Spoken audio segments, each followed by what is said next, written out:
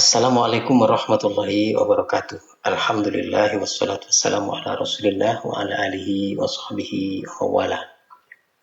Bapak Ibu dan teman-teman sekalian Rumah Sakit Bayangkara Bondowoso, rahimani rahmakumullah.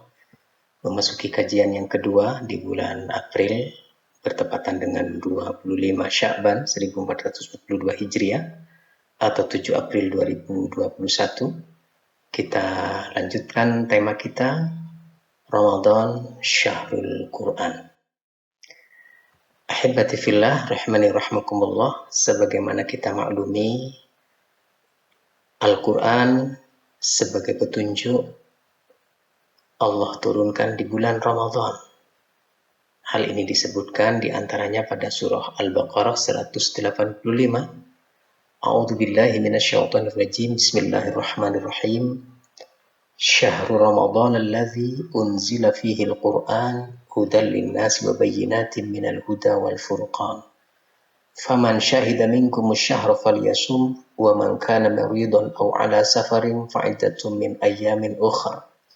Yuridullahu bikumul yusra wa la yuridu bikumul usra wa litukmilul 'iddata wa litukabbirullaha 'ala ma hadakum wa la'allakum tashkurun. Bulan Ramadan adalah bulan yang di dalamnya diturunkan Al-Quran. Al-Quran itu sebagai petunjuk bagi manusia dan memberikan penjelasan dari petunjuk itu, sekaligus sebagai pembeda, membedakan antara yang hak dengan yang batil. Barang siapa yang memasuki di bulan Ramadan, mengetahui bahwa itu bulan Ramadan, hendaklah ia berpuasa.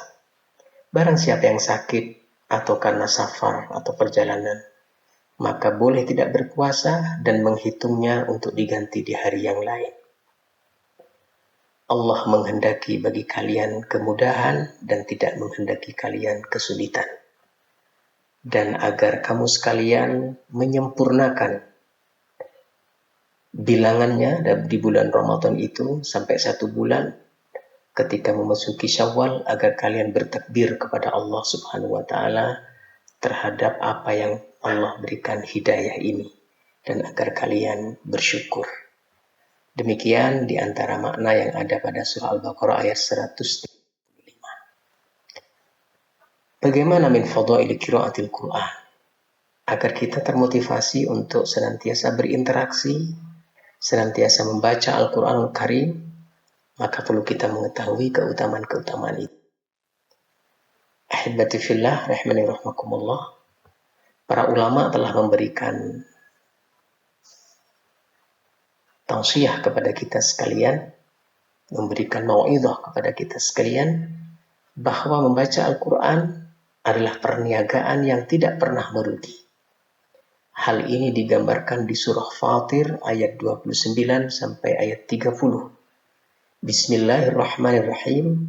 Alladzina yatluna kitaballah wa aqamus salah wa anfaqu mimma razaqnahum sirran wa 'alaniyah yarjuna tijaratan lan tabur liwaffihim ujurahum wa yazidahum min fadlih innahu ghafurun syakur.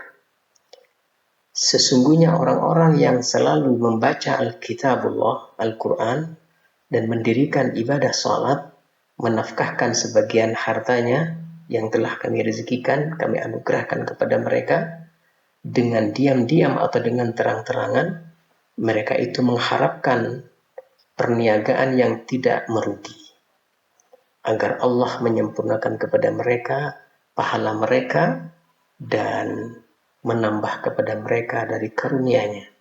Sesungguhnya Allah Maha Pengampun lagi Maha Mensyukuri.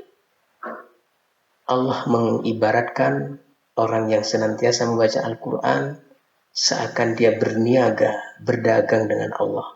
Dan perniagaan dengan Allah, membaca Al-Quran ini tidak akan pernah merugi.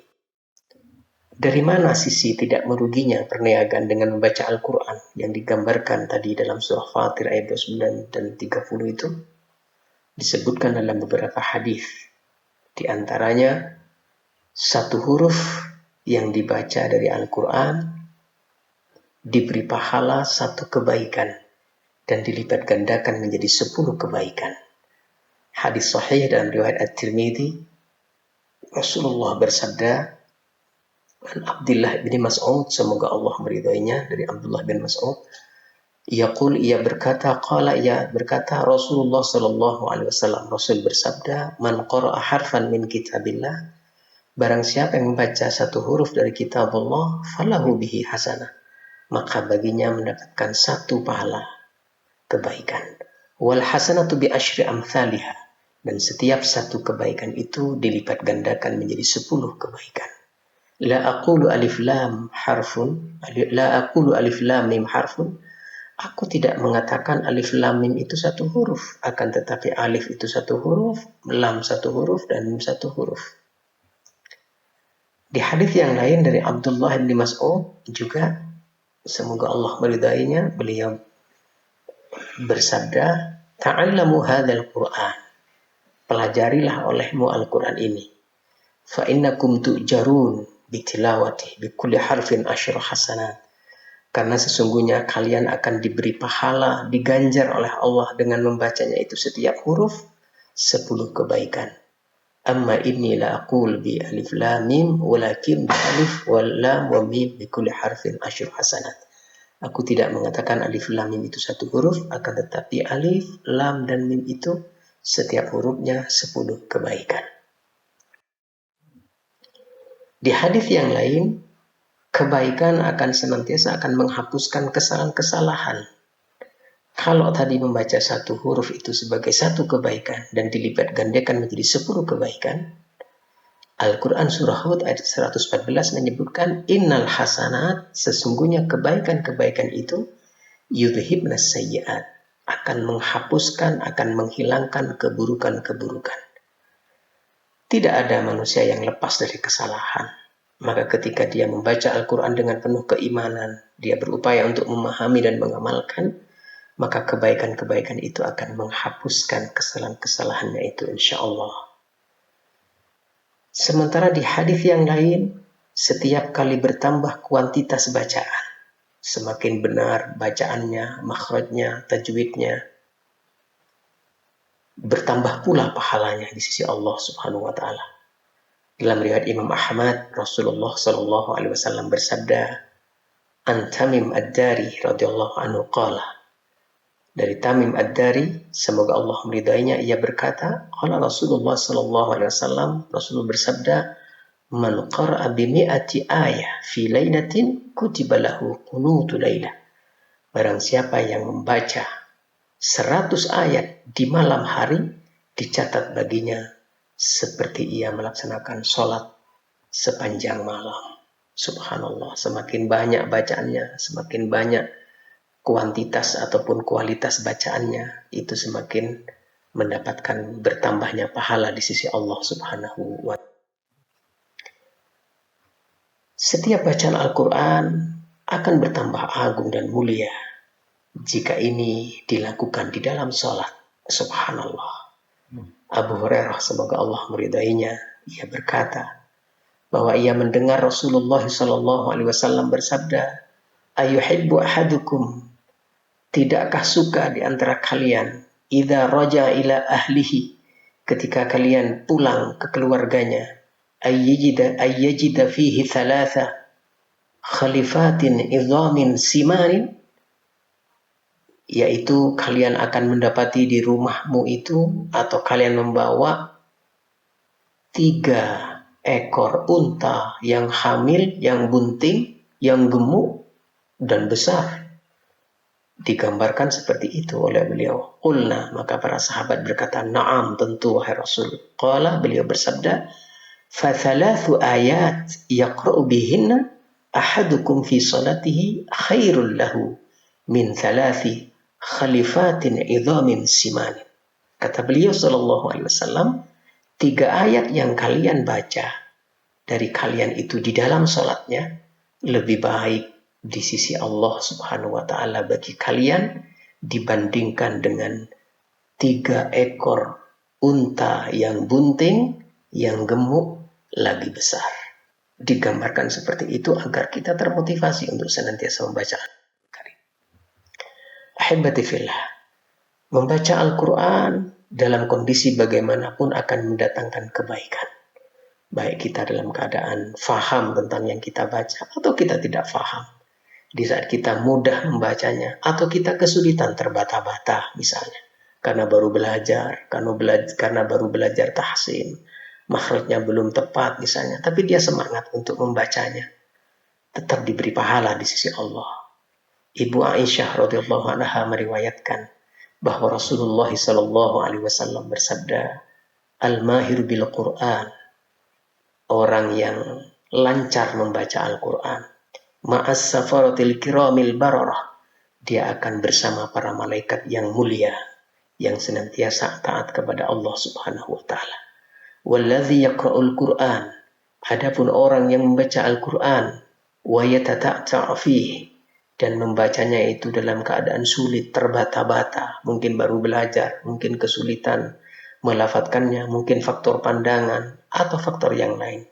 Wa huwa alaihi syaqun, dan dia merasa sulit dalam membacanya itu, lahu ajron, maka baginya 2 pahala. Pahala karena membaca Al-Quran dan pahala karena kesulitannya itu.